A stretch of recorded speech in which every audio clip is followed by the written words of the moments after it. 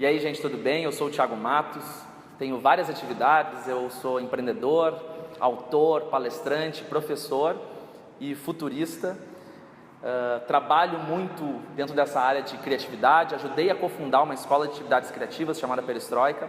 Hoje em dia trabalho muito com a imaginação na minha atividade futurista. Trabalho também com experimentos criativos relacionados a novas tecnologias no nosso Labs e fiquei muito empolgado em compartilhar um pouco dos meus aprendizados com vocês. Quando me perguntaram o que é criatividade, eu poderia ficar aqui desenrolando por muitas horas, mas para tentar chegar num conceito mais conciso, eu diria que criatividade é resolver um problema, de preferência a gente tentar já trabalhar nesse problema, né? Já tentar achar um problema mais inédito, porque se a gente resolve um problema inédito, talvez a solução nem precise ser tão diferente assim.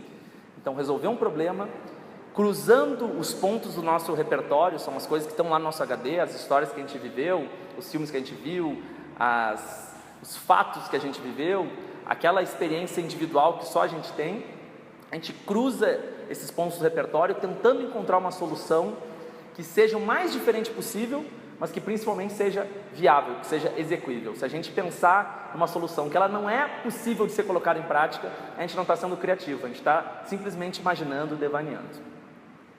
Eu exercitei a criatividade durante muito tempo em comunicação, que eu costumo dizer que foi a minha primeira encarnação. Eu trabalhava em departamentos de criação de agências de propaganda e lá a gente acaba tendo que criar muito em muito pouco tempo, com uma pressão de prazo, com uma pressão de verba, com uma pressão de briefings e demandas muito específicas. E isso foi muito legal porque me ajudou a treinar e entender alguns dos processos criativos que eu fazia intuitivamente, mas quando eu fui levar para a sala de aula, eu comecei a ver que eu tinha sim um método para resolver esses desafios, né? Depois disso, eu acabei exercitando a minha criatividade na sala de aula. Quando a Perestroika nasceu, a gente quis ser uma escola diferente, uma escola mais disruptiva, uma escola com um olhar mais leve, mais contemporâneo. Então a gente colocava muita forma nas aulas, né? Vou dar alguns exemplos que não são meus, assim, até para não ficar falando só de mim, mas o meu sócio Felipe, ele entrava fantasiado na sala de aula. A gente tinha uma aula que no meio da aula se transformava num bar, assim, o professor se transformava no garçom, tinha uma banda escondida e os caras abriam uma cortina e tinha uma banda no meio da sala de aula. Enfim, era uma analogia ao que a gente estava falando sobre social media. A gente explorou isso de muitas formas e acabou que essa vertente de criatividade foi um diferencial competitivo e hoje se reconhece a Perestroika como um dos movimentos da educação contemporânea que conseguiu aliar um conteúdo legal com uma forma bacana. Então a gente acabou usando muito dessa criatividade para a educação. Depois eu me apaixonei por empreendedorismo, né? Ajudei a cofundar várias iniciativas e empreendedorismo está completamente associado à criatividade, porque quem é empreendedor sabe que a gente mata um leão por dia, a gente não tem como prever os problemas, o sistema é muito dinâmico, a gente pode se preparar para um tiro que vai vir daqui e vem um tiro dali, a gente se prepara para o tiro que vem daqui, dali vem um de cima, então a gente nunca sabe direito qual vai ser o desafio.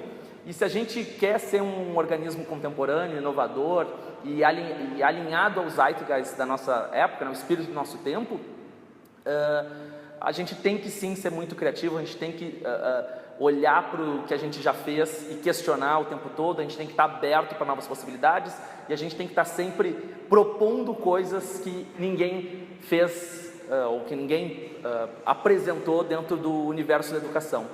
E dessa forma a gente acaba errando muito, né? Não tem como ser criativo e colocar isso em prática, que, né, é o processo de inovação, é quando a gente pega a criatividade e coloca em prática, e não correr esses riscos e não absorver os erros. A gente erra bastante, mas para nós erro nada mais é do que um efeito colateral de querer ser diferente, de querer colocar essa criatividade em prática.